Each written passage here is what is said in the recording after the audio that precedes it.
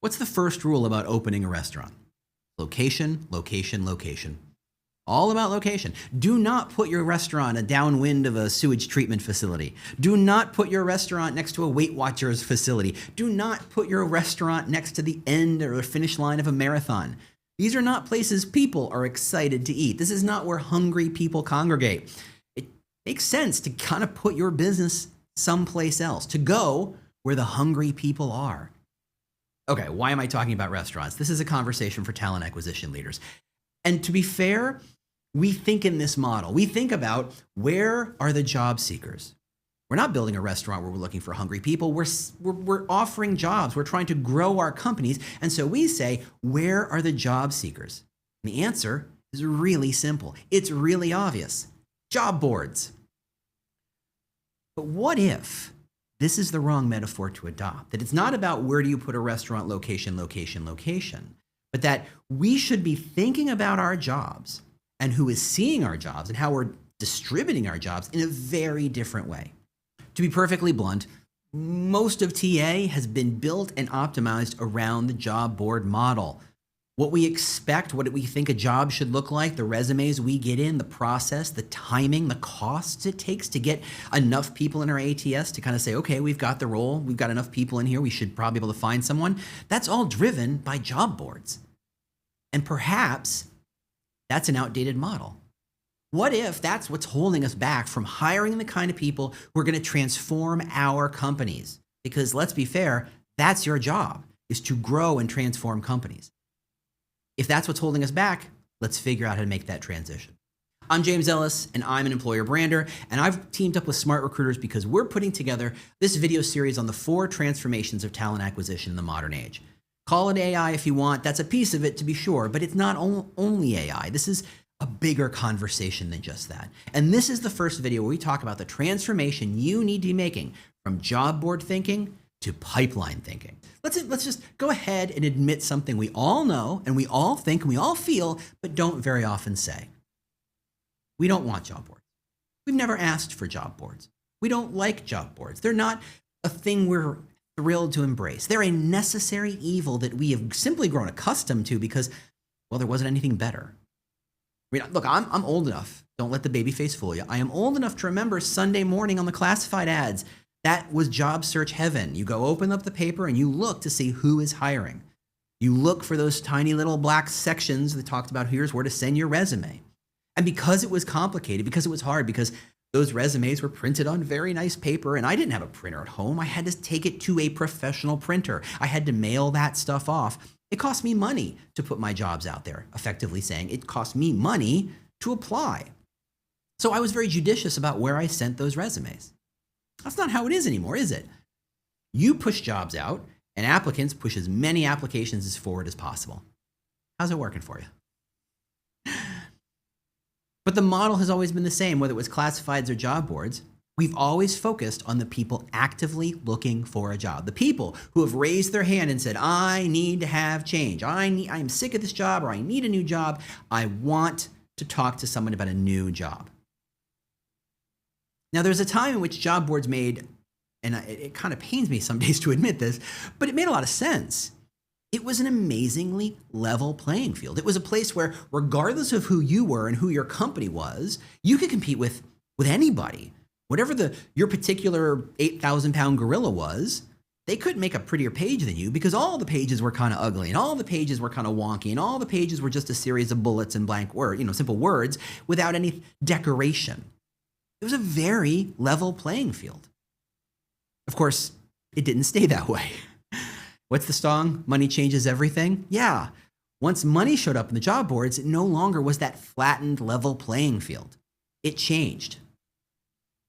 Think of this as like a watering hole on the Serengeti Plains, right? It's arid, it's dry, you're thirsty as an animal. Where do you go? You go to the watering hole because that's where the water is.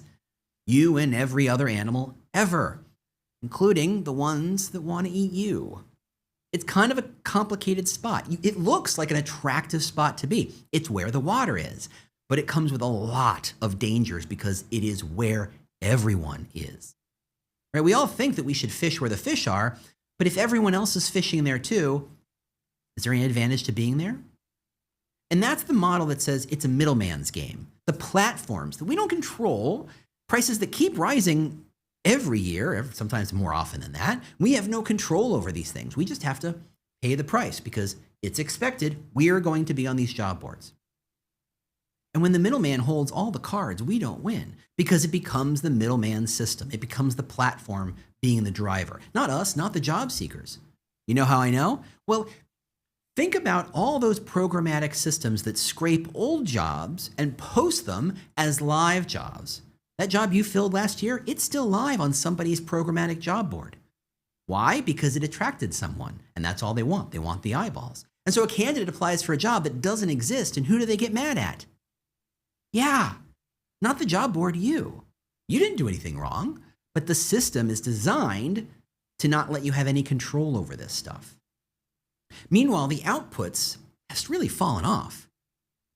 The job board, the one that says this is what a job should look like, are also influencing what an application should look like. And it puts us all in the same box. Our jobs look the same, candidates' applications look the same. It's not serving us. I mean, really, when did we decide that it was okay that both talent and the companies should be treated like interchangeable parts? Yeah, a level playing field is nice, but if there's no place for you to gain your own advantage, what's the point? The factor driving all of this, the thing that keeps us addicted to job boards, is speed and efficiency. Now, there's nothing wrong with those words. In fact, we could all be faster and we could all be more efficient. It would be the worst thing. The problem is we've definitely over-optimized on it, right? We've built these systems that make it really easy to create applications. Well, who is ready to make an application? People looking for a job, people with a resume in their hand ready to go, people who are willing to block off the 5 or 10 or 20 minutes it takes to fill out an application, the people who are willing to put a calendar block so they can show up and talk to you, the people ready to give their 2 weeks notice. Here's the thing. If all we care about is speed and efficiency, yeah, we absolutely should focus on the people ready for a new job, who have the resume, who have the application, the time, and the incentives to do what we want them to do. In a weird way, these people who are ready to apply, the people looking for a job right now, who have, the right banner on LinkedIn, they're kind of like the fast food of job candidates, right? We don't choose to get a burger at a fast food joint because it's the best burger, not the worst burger, but we choose it because it's easy, it's efficient. The burgers are already ready. All they got to do is get heated up real quick and they're ready to go. The same for these candidates. These are not the best people we could hire. They're just the easiest to reach. They're ready to go. This is another case where fishing where the fish are is great, but what if those aren't the fish we really, really want? The uncomfortable truth here is that the best candidates aren't desperately searching on job boards. They're not hanging out on job boards. They don't have the banners on LinkedIn. They don't have a resume, chances are, right? If you go to a stranger who's a perfect fit and they're not actively looking for a job, how long do you think it would take them to come up with a resume? Let's be fair. Maybe they don't even want to. Consequently, we focus on where the easy wins are. We are picking the lowest hanging fruit, but it doesn't mean that's the best stuff for us. Because we are living inside this quality paradox. The people we really, really want to hire, the people our hiring managers are desperate to talk to, they're really busy doing the work that makes them attractive to us and the hiring managers. And the more work they do, the more attractive they are to us, the less likely they are to talk to us because they're too busy to talk to recruiters.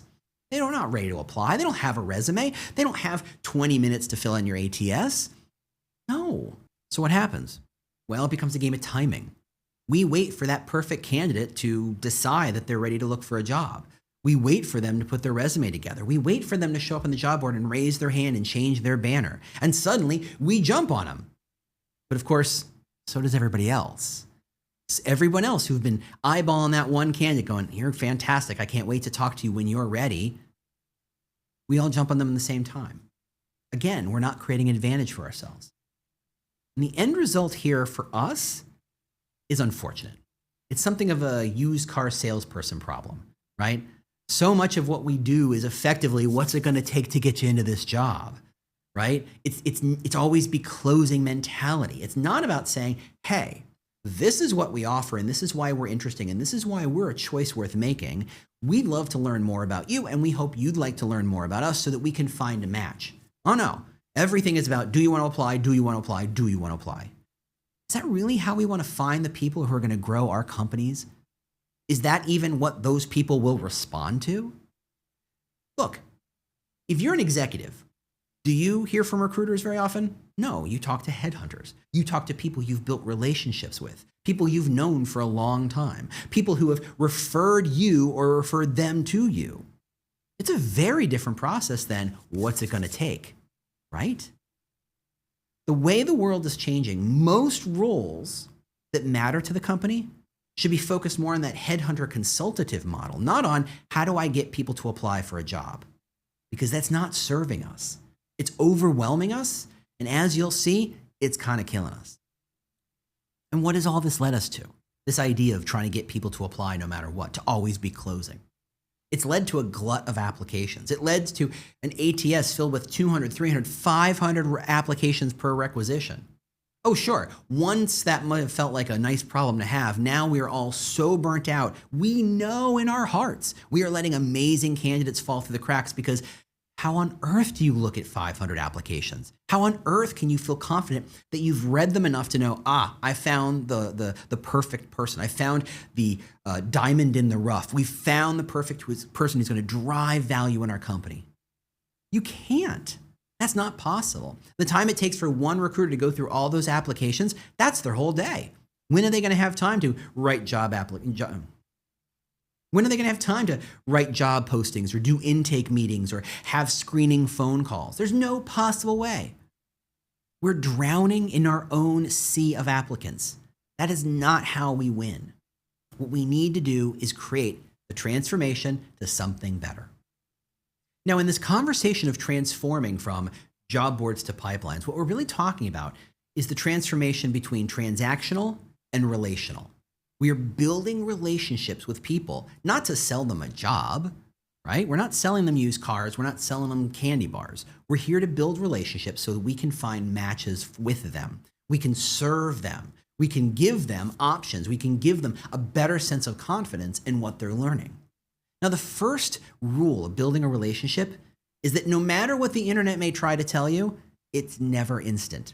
It's never fast. Relationships require time. What happens in that time? Well, first, because these candidates are not actively looking for a job, they don't have half an hour to read everything in your career site, on your job posting, on your LinkedIn. They're not absorbing information like that.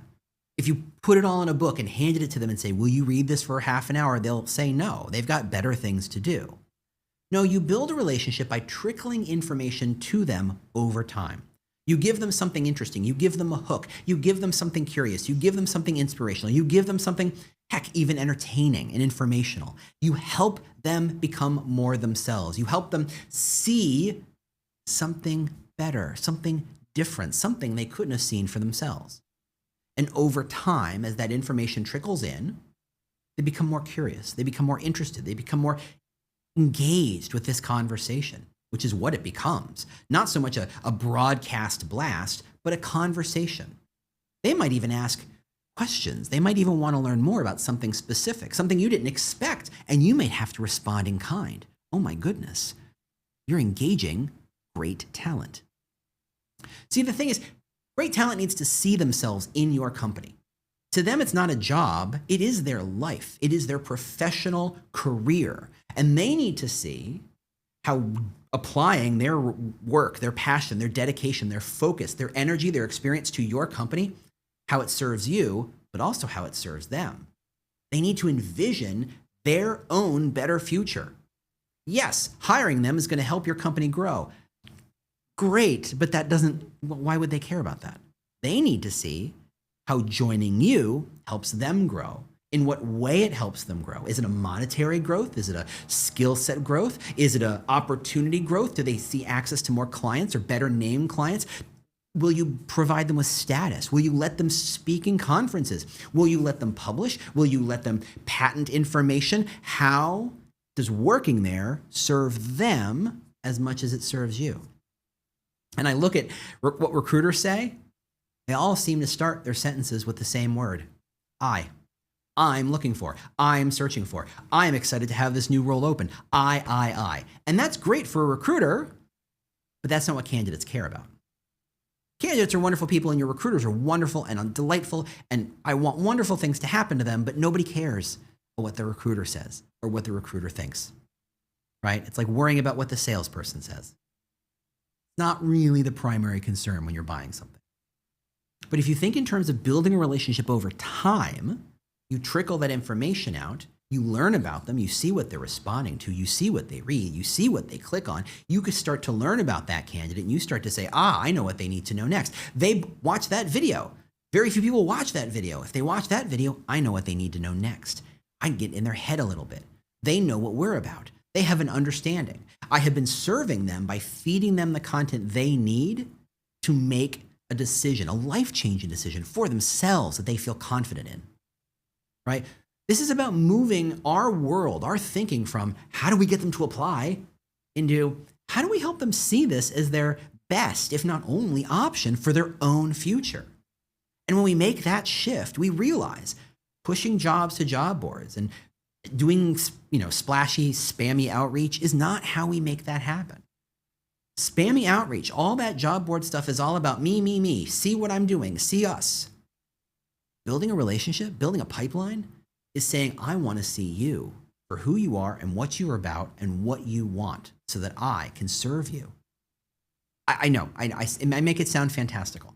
I make it sound like a fairy tale where the birdies are dressing Cinderella in ribbons and rags, right? Turning into a beautiful ball gown. Okay, let's get real here.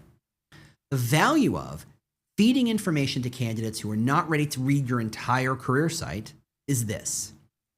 Once you get over the hump of building a pipeline of people who you've been feeding that information to, we're going to have a whole different conversation.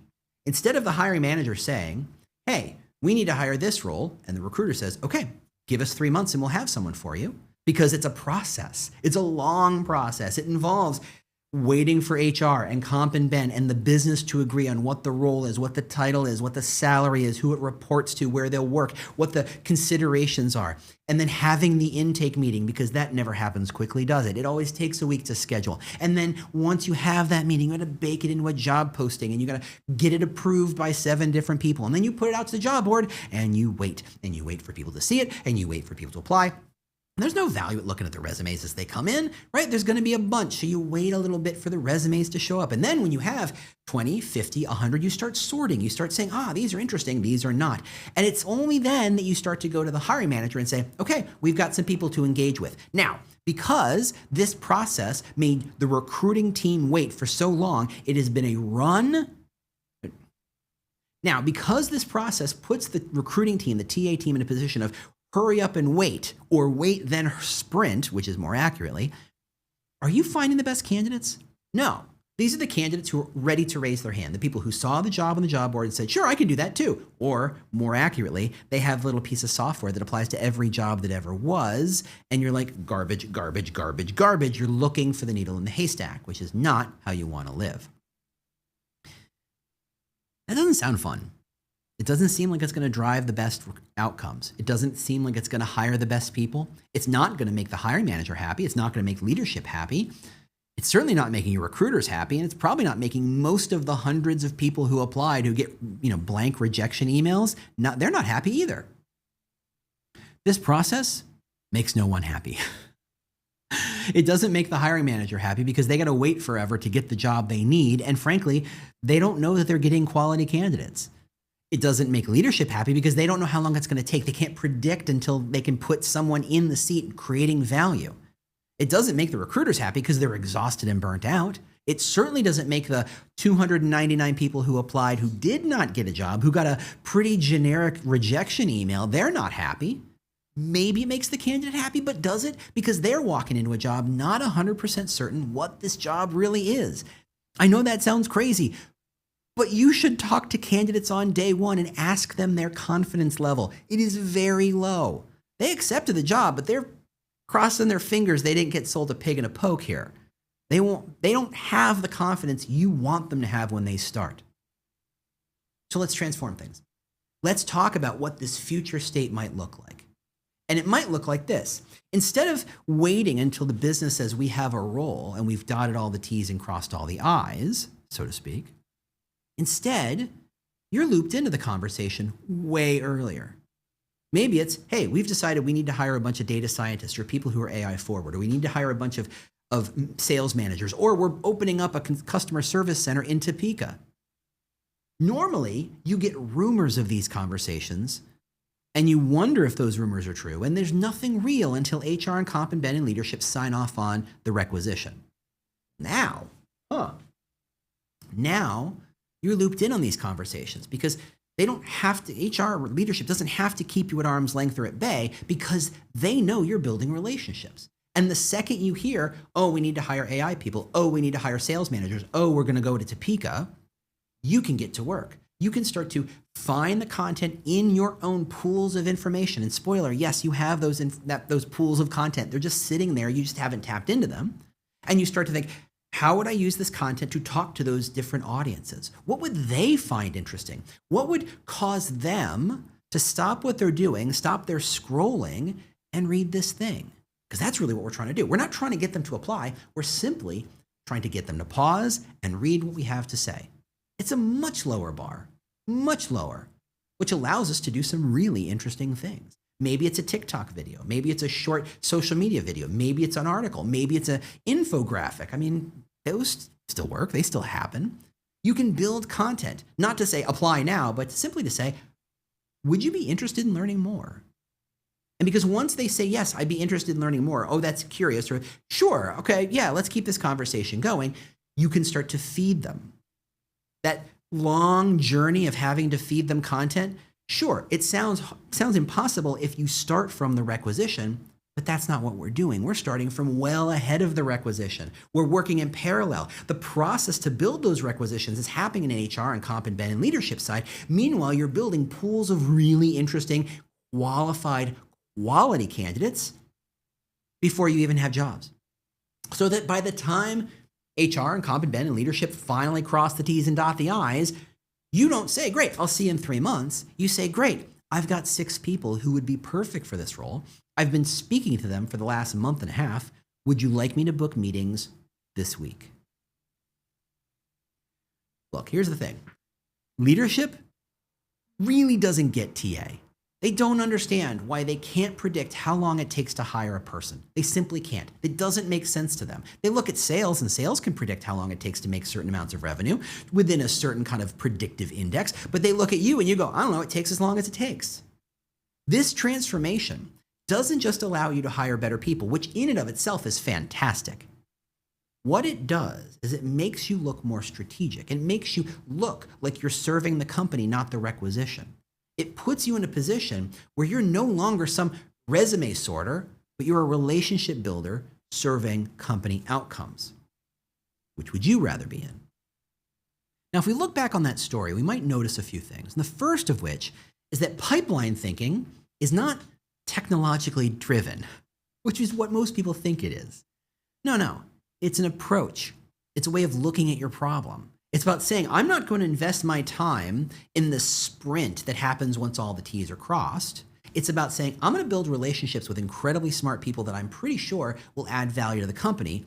And then when the time comes, we connect the dots. That's pipeline thinking. That is changing your approach, not from chasing job boards and chasing people and begging them to apply, but saying, I'd love to tell you more about this thing that you will find interesting. Your time to fill, which is still a flawed metric on like 17 different levels, but we still use it. It goes from months to weeks, if not shorter. You're not waiting for the process. The process happens with you. It's just-in-time recruiting. You've got the candidates ready to go. They're excited. They're interested. They're learning more about you. They have strong relationships with your team. So that when you say, hey, we have this sudden need for this kind of role, they say, great, I've been waiting.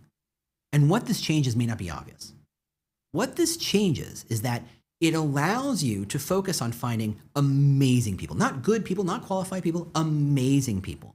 Because ultimately, talent acquisition is truly judged by its ability to bring in people better than those going out. If you can up-level and If you can level up each role as it transitions, as it moves, as it attrits, you are the rock star. You are adding obvious value. If you can hire people that 6 months ago would never have talked to you, you are adding value. That is the transformation that you can see every single day. Now, let me be clear, because I am doing this in partnership with SmartRecruiters, and they are a technology company. And you might think, oh, great, he's selling SmartRecruiters. And I'm not, because I'm going to get real blunt here. Everything I just said you could do with a Gmail account. I mean, why would you want to? It's really hard. It's a lot of work. You got to build a lot of systems for it. But you could. This isn't about figuring out what the technology is. This is about having a different approach and then choosing technology that serves you. It's about not thinking about fancy systems. It's saying, how do we change what we're trying to do when it comes to recruiting? How do we change our thinking? How do we change our workflows? How do we change our relationships with candidates and prospects? And again, you can do that with any tool. The question starts. And again, you can do that with any tool. The change doesn't happen until you start to change how you think. That is where the transformation lives. Recruiting very often lives in this kind of running through a corn maze as fast as it can, making choices willy-nilly as best it can. It doesn't have time to pause and think. To be fair, I don't know a recruiter who isn't working at 110 and 120% capacity. That's just the reality of the industry right now. And the problem is that people don't have time to think strategically. They don't understand what their role is. They don't understand where to invest their time to create the most value. Thinking in pipeline says the running needs to stop, because only then will we start to realize collecting hundreds of applications doesn't serve us, that we could spend less time talking to a handful of people and create better outcomes for the business, provided the business understands what our change is, what this transformation looks like, what their part in that transformation is, and then we focus on building those relationships that pay dividends, not whoever will be willing to go through our application process. This is a vision of a world where recruiting isn't used car salespeople, but people who are here to help amazing people find the jobs that they want and the companies that will help them grow. And when you connect those dots, the company is served. The company grows. When you can up-level each role, when you can hire people who understand what the company is all about, who walk in day one with confidence, with a strong expectation of what they should expect on day 1, on day 30, on day 90 and beyond.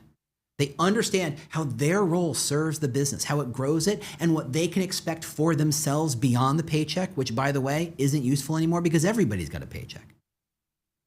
That is where talent acquisition starts to show the world this is how we grow companies. So here's the challenge. Because the question isn't whether this shift is going to happen, it's already happened. We just haven't quite embraced it. We haven't embraced the reality. And until you decide to lead it, it's not going to happen. And you will just be scrambling to catch up. Because the truth is, the honest truth is, the business doesn't know that this is the best way. They don't realize that you can have a direction and a vision for where recruiting and company growth is going to go. To them, they're like the, Henry Ford, who said, if I ask my customers what I want, what they would want is faster horses. That's what the business wants. They only know what they see in front of them. They say, oh, it must be job boards. That's how everybody gets jobs. Let's just get more job boards. Let's just create more efficiency. Let's just create more speed. And they're going to run you ragged. You're going to fall off the treadmill. They don't know any better. It is up to you to help convince leaders that the change, this transformation to pipeline, is the first step to talent acquisition serving company growth. Everything you need to start building a pipeline is already in front of you. The technology, the content, the people, the talent, the demand. The only question is, are you ready to stop fishing where everybody else is and start playing a different game? To start being more strategic and talking not to the people who raise their hand, but the people you really want to hire. We started this series with pipelines because, let's be fair, building relationships and getting out of the efficiency, not effectiveness trap is the first step for a larger transformation. Pipeline thinking is the foundation. It's step one of everything that can come after. But imagine what happens once you've made this change, once you've embraced this approach and you add the right tools. Because in our next conversation, in our next video, we're going to talk about how AI doesn't just replace this human-centered approach, it supercharges it. It pours gasoline on a bonfire. And I want you to embrace this idea that the future of recruiting isn't about finding people faster. It's about finding the right people better in a way that serves them and you. And that future, it doesn't start with technology. It starts with how you think about talent today. See you next time.